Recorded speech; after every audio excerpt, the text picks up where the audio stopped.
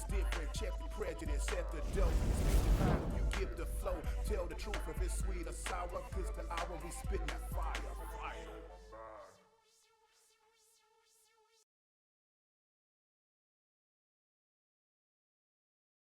Hey everyone, this is Spitting Fire coming to you with another one. Before we get into it, let me let you know, okay? You have to be over the age of 18 or over for you to visit the channel and listen to my videos. And please, if you are over the age of 18, do not allow anyone under the age of 18 to either do both, okay? Visit the channel or look at my videos, okay? I use aggressive language, aggressive tone, plenty of cuss words. Sometimes it's passionate, sometimes it's deliberate. This is Spitting Fire. What do you think you're going to get? All right. So we're going to get into this Eddie Johnson. Okay, and this is part 2. Okay, if you haven't visited part 1, make sure you do so you'll know exactly what I'm talking about, because I'm going to have to reiterate some things. Okay, so in part 1, I talked to you about Ed Johnson and how he's being sued by Cynthia Donald. Okay, and how she explained in detail of what happened and everything, and that she wanted to be an advocate for women who went through the same thing in the CPD. And I've also told you that I thought it was a bunch of baloney. But what I forgot to say, that everything in that video was alleged, just like everything in here is alleged, okay? And I'll definitely put that in the description below. Now, let's get back into it and let's try to get into what we left off at. Now, we also know that Ed Johnson, okay, was also one of the chief of police that investigated the Jussie Smollett case, as I mentioned in part 1. And he was also one of the ones who was working side by side with Kim Foxx, okay? Now, Kim Foxx was the prosecutor during that time where they were supposed to be investigating the case with the Jussie Smollett. And she was supposed to not only after the investigation, but make sure that it's prosecuted. Well, that didn't pan out that well with the former chief Eddie Johnson. Come to find out that Smollett and Kim Foxx already had some business ties with some of the similar people.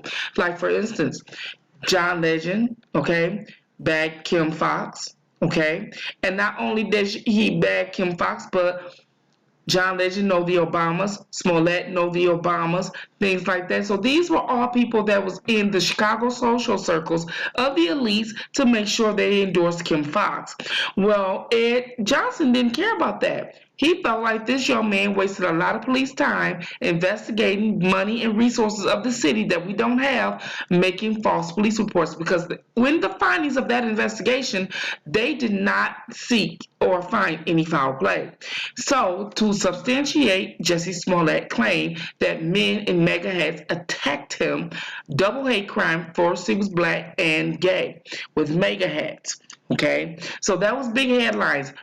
In addition to what Kim Foxx had going on with the R. Kelly situation. So if you have noticed that Surviving R. Kelly came out January 2019, the very next day Kim Foxx came on the air and told people to whoever was a victim of R. Kelly to come forward to investigate. These victims were not to go in the police department, make a police report, and come forward on their own. She went out soliciting these victims. Not only did she go out and solicit these victims, she went on radio shows and everything else outside her office as a prosecutor to go out and solicit victims. Now, this was a time in the heavy women's liberation movements, Me Too and Time's Up. Now, Jussie Smollett was a very heavy advocate in the Time's Up movement, okay? And Kim Foxx, gave him a slap on the wrist. However, Cynthia Donald is suing former chief of police Ed Johnson, as I mentioned in part 1, and the city of Chicago. Lightfoot said that she knew nothing about it, and Cynthia Donald said that she contacted Lightfoot, but Lightfoot said no, she did not. So Lightfoot and Ed Johnson, I don't think, get along too well as well. You have to remember, Kim Foxx was a heavy advocate for the LGBTQ community, which after she advocated for them, Lightfoot was elected in office as the first openly gay mayor in the city of Chicago, Illinois. Okay, so we know that a lot of these women liberation movements backed by the LGBT. Okay, and everything like that. So now we know that there is a woman, Cynthia Donald, who was on Ed Johnson's security detail. Okay, drove him around throughout the city and stuff like that. And it was said that he made sure that she was on his detail. And she said that he took her to his up into his office, pinned her down, and began to perform oral sex on her. Okay, and then ejaculated on her body. But cameras found that in the surveillance camera at a bar that they were hugged up and kissing. Now, he is a married man and she is not the wife.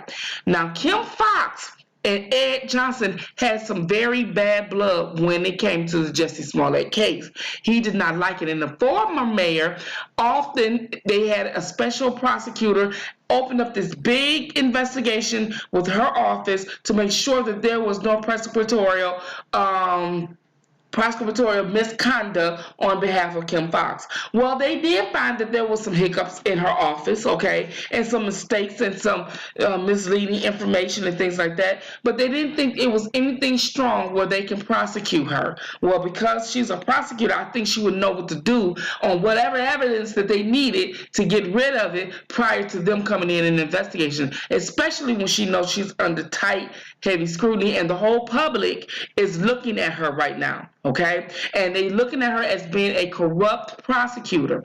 I cannot say I disagree with that because here's the reason why. SPITTINFIRE saying that she believes that Kim Fox is corrupt. All right, so if you see my videos early this year or late last year, I tied together how everything in Cook County, city of Chicago, took down singer R&B R. Kelly. Now, everybody believed R. Kelly is guilty because they seen the P tape and he married Aaliyah and all this blah, blah, blah, blah, blah, blah, blah. However, when after that docuseries, she was right there front and center. Right when John Legend, who was so happy to be in the docuseries, got praise for being in the docuseries, being a celebrity, speaking up against R. Kelly, claiming that they're helping young black girls get voices. This was a disgraced singer, and all these young girls should not have been victimized by this singer for many years to come. And because he had a history, okay, of rumors that saying he liked young girls, and he was sitting up there working with Sparkle, and their relationship went awry, Sparkle went around and spread rumors that he was sleeping with her niece, which was okay, and not only was she alleged that he slept with her niece. During that trial in 2002 that lasted 6 years, the young lady said it wasn't her. The family member said it wasn't her. Well, the prosecutor, Kim Fox, and all the people around saying that he did sleep with her, okay, and that he paid people to say no. He sat up there and corrupt justice during that trial, okay? All right, and that he paid people off and intimidated witnesses and things like that. He's obstruction of justice. All right, so now that played a part in them rearresting him because they saying that since he obstruct justice, this is why we're bringing the case back today, so we can make sure that these alleged victims get the justice that they need. However, if no one ever filed charges, no one ever came forward, and the FBI had to solicit them to come forward, even after the docuseries, that raised a big question mark. Now, many say they fight against injustice. Some people say they fight for injustice. I believe that if the law had to sit up there and break the law to arrest someone, then that means that that person should not be standing trial. That's SPITTINFIRE's take. That's just my opinion, and that goes for R. Kelly as well. I'm also an advocate on why these parents, because we had the Amber Alert, okay, if they was held against their will, if he was having sex with underage girls, why these parents were not arrested as well. Because singer, okay, K. Michelle went on Hollywood Unlocked and paraphrasing that the parents were in the kitchen while young girls and lying about their age to try to be with R. Kelly, and they was in the kitchen cooking. But no FBI, no Homeland Security, and no policing agent have arrested any parents as of yet. Then we have a parent who actually went on an interview with a co-blogger of mine in this R. Kelly situation and basically admitted that if R. Kelly would have gave his daughter a record deal or record or whatever, that he wouldn't be going through this situation as he did right now. And although he's saying that R. Kelly was with his daughter at 17, he failed to mention that the daughter was already graduated high school, and within shortened days of 90 days, she would have been 18. So she was already at the graduating point of high school. All you were waiting for was those weeks. She went on the Gayle King show during the explosive interview, okay, and said that R. Kelly did not have sex with her until she was after or older than 18. But now she recanted all her stories, turned victim, and went against the singer, R&B singer, saying that he also abused her. Okay, so Kim Fox still was undergoing all this scrutiny with Jussie Smollett during all this time, but she still decided to run for Cook County Prosecutor Office. Now the latest, as you can see, my other co-blogger, the Blockbender, indicated that George Soros gave her $2 million towards her campaign. Now, I've known a lot of presidential candidates who are running for office right now, such as Wendy's and Facebook, gave $500,000 or $400,000 to the Trump campaign. I have never heard in all my day that a prosecutor needs $2 million to run for the prosecution office. Not the president's office, not the mayor's or the governor, but prosecution. That raised a big flag.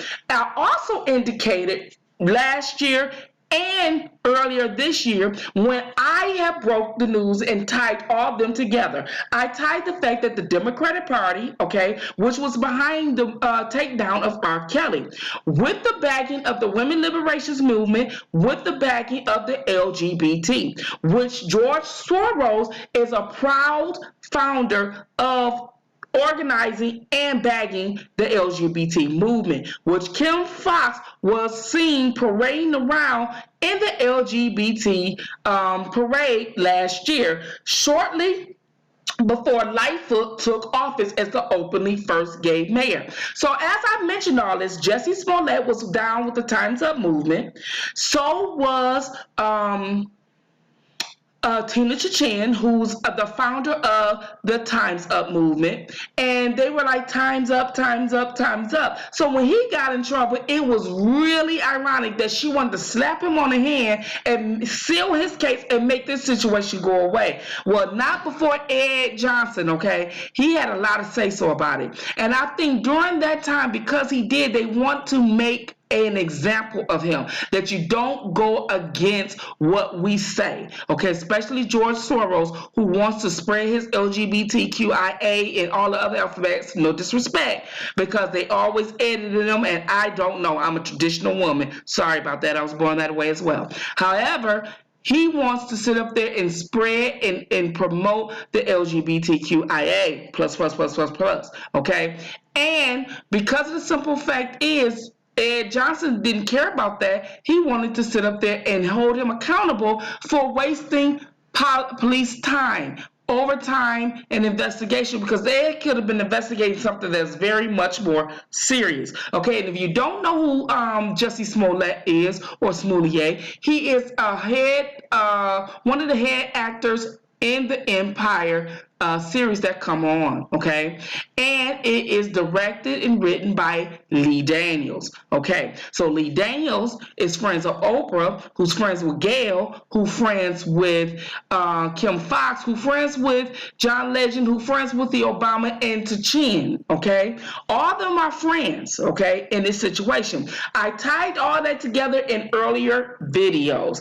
You have to check my older videos to see how I broke it all down, and I broke it down from the beginning to the end. These people were all tied in together in the takedown of R. Kelly. But on the Gayle King show, they did not sit up there and say that. She acted as if they didn't know each other. She acted as if Oprah wasn't there during the interview. She acted as if she didn't know Chin and the Obamas and everything else, which we know she did. She acted like she didn't know John Legend. She acted like everything. So when she was able to get R. Kelly off his square, which he was very emotional, which I understand why, because if you're fighting for your life, then you would be emotional. But because these rumors was going on for 30 years, people tend to side with the media, because the first thing they said was he peed on this little girl and she was 14 years old and he married Aaliyah and all this and all that. Well, here is Spittin' Fire's take on it again in this part 2 video. Okay,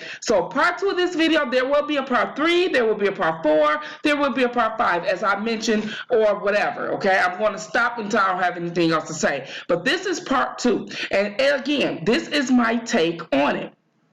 When you make a sex video, it doesn't indicate how old a person is. You also have to look at the sex act itself. Is the girl advanced? Did she know what she was doing? Was she receiving of it? Did she look scared? Did she look like she knew what she was doing? Because all those questions, when I seen that video, was like, yes, yes, yes, yes, yes, yes, yes. And then I asked myself, does she look like she 14? They say underdeveloped bodies. Well, we know women who are flat. We know women who are small and petite. Underdeveloped bodies does not mean 14, okay? One of R. Kelly's attorneys is a very thin woman. You have women or young girls that very young, 13, 14, that wear a size 36 double D, that is about 36 in the waist, thick thighs and thick rear ends, and look a little older in the face. So we can't go by what somebody look like, because we know young people can look older, and we have known older people to look younger. I look at the fact that when I seen the video, is this girl active? Is she experienced? And when I seen that video, it was yes. This girl knew what she was doing. People said, oh, he was coaching her. There was not talking. That girl knew exactly how to do it, when to do it, and where to do it, and she wasn't hurting nowhere. Furthermore, most of the people that I found during this whole investigation with R. Kelly situation seem to be victims of sexual assault themselves. And when people become a victim of sexual assault themselves, and you have a person that is accused of that, they seem to forget the fact that the innocence until proven guilty should stay in play. But because I was raped and they saying you raped her, I'm going to just believe it. And we have this slogan with the Time's Up, just believe women, and that's what I'm going to do. And they don't see the bigger picture. They forget the fact that they have men in their families. They forget the fact that they have men that they love. They forget the fact that one day, if you keep this up, all the men will be in jail, and then what will happen? Or this is going to become a problem, and we're going to put them away, and the next thing you know, we're going to later on advocate and protest trying to get them out when we created the issue. Because we know right now in society that the world would like you on Monday, and by the end of the week can hate you. That's just how fast the world and people turn on people. So I noticed that because there's a lot of victims in this, even the people who believe the alleged accusers, they don't care if the women are lying. They want to get back at the person who raped them. And a lot of them adopted R. Kelly as their perpetrator. A lot of them adopted R. Kelly as the people or person who violated them. So because he had these rumors for 30 years, people saying, well, it must be true. Well, let's take a look at it. Let's take a look at the person who interviewed R. Kelly. Gayle King and Oprah Winfrey has seemed to have said that they were lesbians for a long time. This was going on for 22 years. But until the date, this rumor still surfaced. When you are a celebrity and you live in a celebrity light, when once a rumor is spewed on you, it never goes away. Same with R. Kelly, it never went away. But because we are in this Me Too Time's Up movement where it is a big deal to be a victim. To be a victim is not shameful. To be a victim is now being a hero. And I am never going to accept that. I believe victims are people who should get help. Victims are people who we should try to heal. It should not be a badge of honor. It should not be a reason to go sue for money. It should not be for that, because then they make a mockery of real victims. Most victims that I know okay, that believe that R. Kelly is guilty because they've been a victim, they're not optimistic. Once they have their mind made up that they're going against him, that's what it is. And optimism is needed when we in a systemic racism justice system that we have right now. Now, one of the things that I'm going to get to, I'm going to talk about it right now, but I'm going to get more in depth in part 3, okay? One of the things that I want to talk about when we comes to the justice system is that a lot of people feel like, okay, I believe that we let the chips fall where they may. I don't believe that the chips should fall where they may. I don't think that he should have his day in court. I don't think that the court is being fair right now. If the court is not being fair, if the policing agent, which is the FBI Homeland Security, brought about these charges on him bogusly, then the justice part is all out the window already. To have his day in court and saying that it's fair and it was justice is all tainted already. And this is the type of thing that I've been trying to get people to understand at Spitting Fire. I have said a lot of things that we should have done 2019. Now, maybe I was a year ahead and people couldn't foresee what was happening, but now that there are protests happening or whatever, it ain't the way I would do it, but they're doing it and I still will support because somebody is doing something. I'm not going to get out there in a pandemic walking with nobody for anybody. I still have to live for my family, okay? I have underlying health conditions. It's just not worth it for me. Now, had it been last year when I decided that we should have did it then yes. But since we didn't do it then, we wasted time on these internets, bickering, going back and forth, and now there's a pandemic. I'm not taking my ass out there. No way, no how. I wouldn't give a damn, okay? So, anyway, let's get back to this R. Kelly situation. So now that Kim Fox mishandled the Jussie Smollett case, was crooked in the R. Kelly case, and plotted this whole setup. And not to mention that all the people that I told you just a few minutes ago that knew each other, which is Oprah and Gayle and the Obamas and Tina Tashin, the Smollett family, and all of them knew each other. It's ironic that they all were Chicago natives, okay? And not to mention, there is so much more that needs to go on, but I don't want to spoil it for part 3. But what I will say is this. When I said that it doesn't say how old the young lady is in the video, okay, which they said that R. Kelly was allegedly having sex with, it does not say that. To all the jurors out there who they may be sequestered, okay? A sex tape does not tell somebody's age. You cannot tell somebody's age through a sex tape. If you can't tell or see a person's face, or you can't see, don't go by underdeveloped bodies, because all 14-year-olds are not underdeveloped.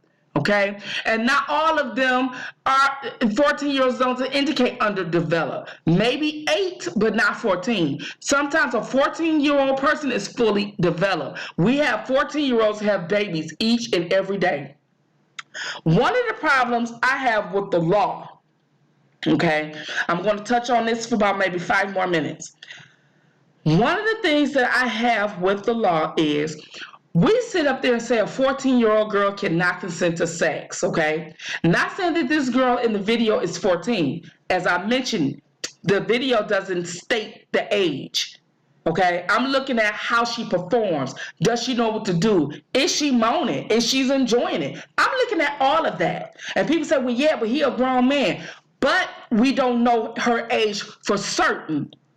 And if there's reasonable doubt, then you must let them go. I believe in that. I don't try to let my emotion or what happened to me in the past, or if anything happened to me sexually, indicate anything different. You understand what I'm saying? Because I have to remember, he still was a big time celebrity. And I know many girls, underage, of age, old age, want to be with him. And some parents, and as I mentioned, and as it was stated in the Jeffrey Epstein video, okay, that the human trafficking starts at home.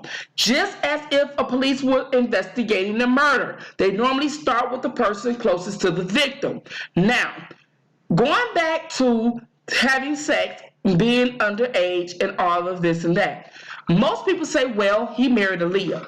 He married Aaliyah and she was 14. Well, first of all, Aaliyah said it didn't happen or it wasn't true. Her mama said it wasn't true. Then they come with a marriage license, contradicting everything that they said. However, this was the time where she lied about her age, okay, on the marriage license, which the marriage license was annulled. So annulment in the law, in the same law that's trying to prosecute R. Kelly, said that an annulment indicates that the marriage even never happened, okay? So I'm thinking they might have got married, got annulled to boost the album Age Ain't Nothing But a Number, which was a very hit album on her first one, okay? So I'm trying to let everybody understand these things because celebrities have pulled all kind of stunts just to get about a sale, all right? Now, it was rumored that R. Kelly and Aaliyah had a thing. Here's the thing. There are many celebrities who had things with young women and they're not brought up on charges. Their state is not going after, not like they did Michael Jackson, not like they doing R. Kelly, or not like they doing Bill Cosby, okay? Elvis Presley, okay? All right, the Playboy guy, Hugh Hefner. All of them had some underage girls at once upon a time, and nobody's going after their estate. You understand what I'm saying? And I find that even with the Epstein and the Weinstein, that I find that money seems to be a factor. And nobody is asking about the parents. In other words, even with Epstein, okay, regardless of what he was convicted for, I find it ironic that your 13, 14-year-old daughter is over in an island and you don't know. And no FBI agent or Homeland Security has arrested one set of parents in this for failing to do their job. Your job as a parent is to protect your child at all costs. It's not no one else's job. It's your job. It's your job to know what your underage child is like. It's your job to set curfews. It's your job. We are letting people get away with not doing the things that they're supposed to do to stroke the ego of being a victim.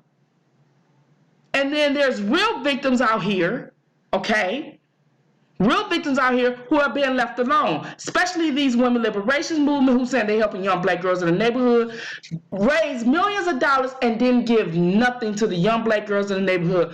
All they did was steal their narratives, okay? So in that case, this is my case. This is why I used to sit up there and support R. Kelly and Bill Cosby, because I feel like if the NDA is signed, you got money, you don't go to try to get a conviction as well, all right? Especially when these men has been controversial and when there are a lot of big wigs who do not like them. That makes me think that there's a setup. You understand what I'm saying? So, and that's the way I'm going to always advocate for men. White men as well, because I don't think that Al Weinstein was done wrong. I'm sorry. Women be like, oh, you a woman and you going against. No, I'm a woman and I'm not going to just believe women. I'm going to believe the truth. I'm going to believe facts. And ain't nothing else. It's black and there's white and ain't nothing in the middle going to make me see gray. And that's what it is. I'm not, as if women, you talk about some women believe women. Well, if we all believe women, then we wouldn't have a women prison.